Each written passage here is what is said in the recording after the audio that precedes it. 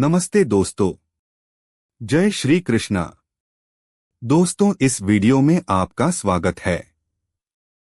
दोस्तों, आपको बता दें कि यह वीडियो संसार में सबसे बड़ा दान क्या है, इसका दूसरा भाग है। तो आइए वीडियो को शुरू करते हैं।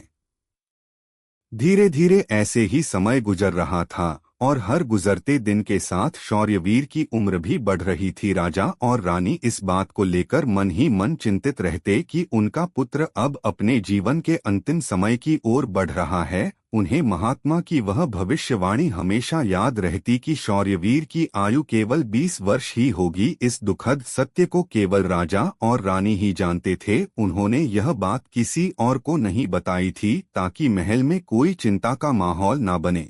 जैसे जैसे शौर्यवीर की आयु 20 वर्ष की ओर बढ़ती जा रही थी, राजा और रानी के दिल की धड़कनें तेज हो जाती अपने पुत्र के प्रति।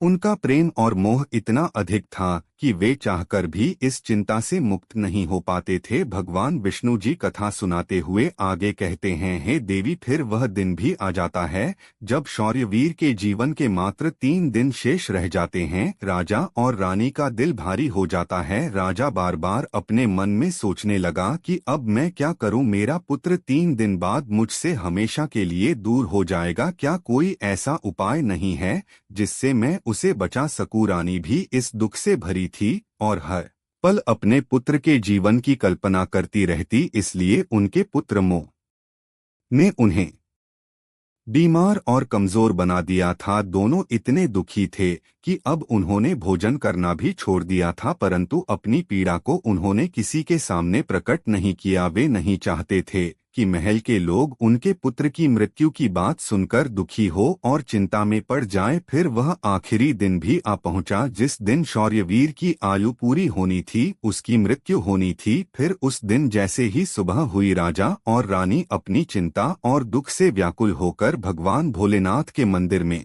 बैठकर उनकी पूजा अर्चना में लग गए। वे दोनों भगवान भोलेनाथ से प्रार्थना करते हुए कहने लगे, हे प्रभु, आप कृपा करके हमें पुत्र की मृत्यु होने के दुख को सहन करने की शक्ति दीजिए। हम जानते हैं कि जो भी किसी के भाग्य में लिखा होता है उसे कोई बदल नहीं सकता, वह होकर ही रहता है, परंतु हमारे लिए यह समय बहुत ही कठिन है। उधर राजकुमार शौर्यवीर की पत्नी अपने दैनिक धर्म कर्म के कामों में लगी हुई थी। हर दिन की तरह वह भूखे गरीबों और निर्धनों को भोजन करा रही थी, पक्षियों को दाना डाल रही थी और जरूरतमंदों की सहायता में लगी थी। उसे अपने पति की आयु के बारे में कुछ भी पता नहीं था, इसलिए वह निश्चिंत होकर अपने कार्यों में मग्न थी। इसी बीच यमलोक में धर्मराज जी ने देखा कि आज राजकुमार शौर्यवीर की मृत्यु का दिन है, तो उन्होंने तुरंत ही अपने 2 प्रमुख दूतों को बुलाया और उन्हें आदेश दिया, जाओ और अब से कुछ समय बाद राजकुमार शौर्यवीर के प्राण उसके शरीर से निकालकर अपने साथ यमलोक ले आओ, परंतु ध्यान रहे कि उसकी मृत्यु एक विशेष कारण से होनी है। उसकी मृत्यु एक सांड द्वारा उसे पीछे से ठोकर मारने से ही होगी। जब वह सांड राजकुमार शौर्यवीर को पीछे से ठोकर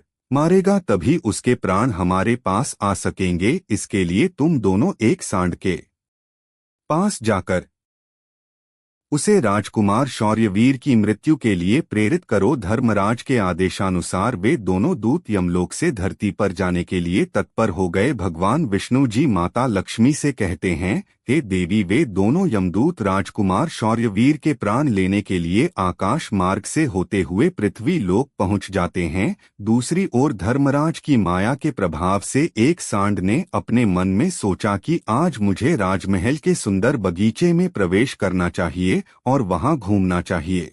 मुझे देखना चाहिए कि राजमहल का बगीचा कैसा है। फिर बिना किसी रुकावट के वह सांड धीरे धीरे चलते हुए महल के बगीचे में जा पहुंचा। संयोग से यह वही बगीचा था जहां राजकुमार शौर्यवीर प्रतिदिन टहलने के लिए आते थे। धर्मराज की माया से प्रेरित वह सांड जैसे ही बगीचे में प्रवेश करता है तो वहां जाकर वह घास चरने और इधर उधर घूमने लगता है। उसी समय धर्मराज जी के दो दूत राजमहल के बगीचे के द्वार के पास खड़े हो गए। वे दोनों बगीचे के भीतर की गतिविधियों पर नजर बनाए रखते हैं। कुछ समय बाद राजकुमार शौर्यवीर उस बगीचे में टहलने के लिए आता है।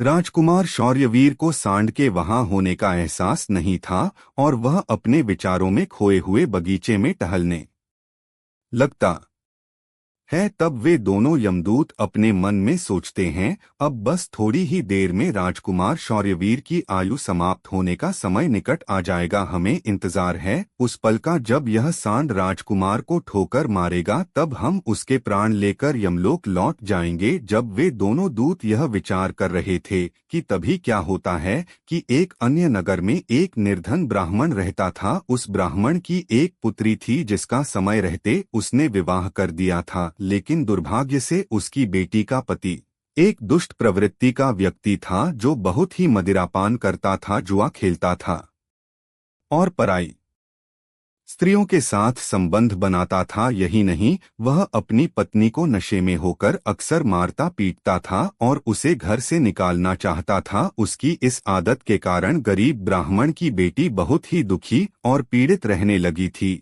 लेकिन वह गरीब ब्राह्मण की बेटी जब अपने पति के साथ कुछ समय तक रही, तब एक दिन वह गर्भवती हो जाती है। इसलिए एक दिन उसने अपने पति की मारपीट से तंग आकर उसे छोड़कर वह अपने पिता के घर अपने मायके में आ जाती है। वह आंसुओं से भरी आंखों के साथ अपने पिता से कहती है, पिताजी, आज के बाद मैं अपने पति के साथ नहीं रह सकती, क्योंकि वह मुझे रोज मारता पीटता है और बुरी तरह से अपमानित करता है और मैं उसके इस व्यवहार से तंग आकर उसको छोड़कर मायके चली आई हूँ। मुझे क्षमा कर दीजिए, पर अब मैं अपने मायके में ही रहना चाहती हूँ। उसका पिता अब बहुत ही वृद्ध हो चुका था और अब उसकी कमाई का कोई ठोस साधन नहीं था, जिसके कारण उसे प्रतिदिन नगर के विभिन्न घरों में जाकर भिक्षा मांगनी पड़ती थी ताकि वह किसी प्रकार अपने और अपने परिवार का पेट भर सके। भगवान विष्णु जी कथा सुनाते हुए आगे कहते हैं, हे देवी, जब उसकी बेटी का गर्भकाल पूरा हुआ तो उसने एक सुंदर पुत्र को जन्म दिया। लेकिन जन्म देने के बाद उसे बहुत तेज भूख लगने लगी। उसे भोजन की आवश्यकता थी। प्रसव के बाद भूख कई गुना बढ़ जाती है, इसलिए वह अपने पिता से भोजन मांगने लगी। दुर्भाग्यवश उसके पिता सुबह से ही भिक्षा के लिए नगर नगर गए हुए थे, परंतु रोज रोज भिक्षा मांगने के कारण उस दिन किसी ने उसे भिक्षा नहीं दी थी। भगवान विष्णु जी कथा सुनाते हुए आगे कहते हैं, हे देवी, गरीबी किसी भी मनुष्य के लिए एक सबसे बड़ा अभिशाप है और यह उसके आत्मसम्मान और अस्तित्व के लिए अत्यंत पीड़ादायक होती है। उधर उस गरीब ब्राह्मण को किसी ने भी भोजन नहीं दिया, इसलिए वह खाली हाथ ही घर वापस लौट आता है। इधर उसकी पुत्री भूख से बहुत ही व्याकुल हो रही थी। जब वृद्ध ब्राह्मण निराश होकर खाली हाथ घर लौटा और उसकी बेटी ने उसे बिना भोजन के आते देखा, तो वह दुखी होकर रोते हुए अपने पिता से बोली, पिताजी, अब मुझसे भूख सहन नहीं होती। पूरे 3 दिन बीत चुके हैं और मैंने भोजन का एक भी कण नहीं खाया है। अब तो ऐसा लगता है कि भूख के कारण मेरे प्राण ही निकल जाएंगे। लेकिन अगर आपको कुछ भिक्षा में मिला हो तो मुझे खाने को दे दीजिए, नहीं तो मेरे प्राण निकल जाएंगे। तब उसका वृद्ध पिता अपनी बेटी को सांत्वना देते हुए कहता है, पुत्री, मैं कुछ ही देर में लौटूंगा। मैं अब दूसरे नगर में जाऊंगा और वहां के राजा के महल के द्वार पर जाकर भिक्षा मांगूंगा। अगर वहां से मुझे कुछ भी मिल जाता है तो तुरंत तुम्हारे लिए लेकर आऊंगा। अपनी बेटी से यह कहकर वृद्ध ब्राह्मण वहां से निकल पड़ा। इधर राजकुमार शौर्यवीर की पत्नी, जो कि रोजाना गरीबों को भोजन करवाती थी, उस दिन उस नगर के राजा और रानी दोनों अत्यधिक बीमार पड़ गए थे, क्योंकि पुत्र मोह के कारण वे बहुत ही चिंतित थे और शौर्यवीर की पत्नी उनके कक्ष में थी। इसलिए आज उसने गरीबों को भोजन नहीं करवाया था, परंतु उसने अपने पति के लिए भोजन बनाया था और भोजन की थाल सजाकर रख दी थी कि जब उसका पति बगीचे से लौटेगा तो वह उसे भोजन कराएगी, क्योंकि उसका पति अपने माता पिता के पास बैठ बैठकर उनकी सेवा करके अपने बगीचे में घूमने के लिए गया हुआ था। भगवान विष्णु जी कथा सुनाते हुए आगे कहते हैं, हे देवी, इधर वह वृद्ध ब्राह्मण राजमहल के द्वार पर पहुंच जाता है। जब राजकुमार की पत्नी ने उसे देखा तो उसके मन में उस वृद्ध ब्राह्मण के प्रति दया उमड़ आई। उसके बाद वह वृद्ध ब्राह्मण उस राजकुमार की पत्नी की तरफ देखकर विनम्रता से उससे कहता है, हे पुत्री, यदि मुझे इसमें से कुछ भोजन मिल जाए तो तुम्हारा बड़ा ही उपकार होगा। राजकुमार की पत्नी को उस ब्राह्मण की बात सुनकर उस पर बहुत दया आई। उसने सोचा, यह तो कोई गरीब ब्राह्मण है जो भूखा है और मुझसे कुछ भोजन मांग रहा है। यह सोचकर राजकुमारी की पत्नी उसे भोजन देने के लिए तैयार हो गई, लेकिन अचानक वह अपने मन में सोचने लगती है कि यह भोजन तो मैंने अपने पति के लिए बनाया है, अगर मैं इसे यह भोजन दे दूंगी तो मेरे पति क्या खाएंगे। लेकिन अगले ही पल उसने सोचा, मेरे पति तो अब भी बगीचे में घूमने के लिए गए हुए हैं,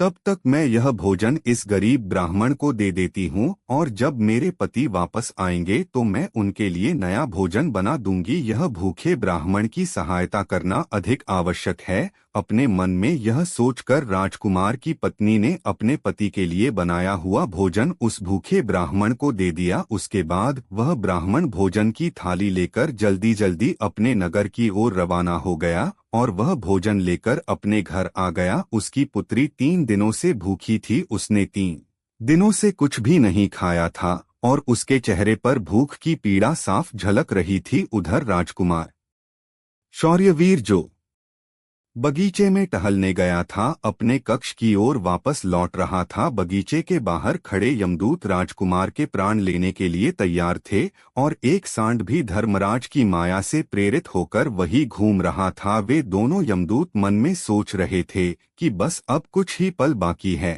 और जैसे ही सांड राजकुमार को पीछे से ठोकर मारेगा, हम राजकुमार के प्राण हर लेंगे और यमलोक लौट जाएंगे। भगवान विष्णु जी माता लक्ष्मी से कहते हैं, हे देवी, इधर वह वृद्ध ब्राह्मण अपने घर पहुंचा और उसने तुरंत अपनी भूखी बेटी को वह भोजन दे दिया। तब उसकी बेटी उससे कहने लगी, पिताजी, यह भोजन आप कहाँ से लाए हैं? तब वृद्ध ब्राह्मण ने उत्तर देते हुए कहा, पुत्री, यह भोजन मुझे दूसरे नगर की महारानी ने दिया है। उस नगर के राजा की पुत्र वधू बहुत ही दयालु और उदार हृदय की है। उसने मुझ पर दया करके मुझे यह स्वादिष्ट भोजन दिया है। उस भोजन को देखकर उस वृद्ध ब्राह्मण की बेटी की आत्मा से आशीर्वाद निकलने लगा। वह भगवान से प्रार्थना करने लगी कि हे भगवान, जिसने भी मेरे पिता को यह भोजन दिया है उसका सुहाग अमर रहे और वह सदा सौभाग्यवती बनी रहे। जैसे ही उसने भोजन का निवाला अपने मुंह में डाला, उसकी आत्मा की तृप्ति हो गई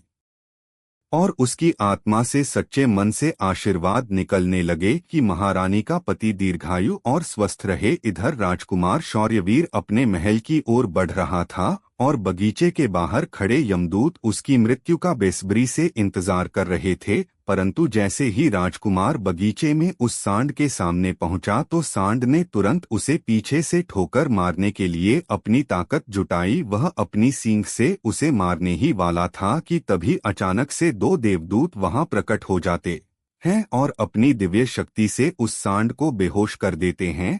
वह सांड हिल भी नहीं पा रहा था।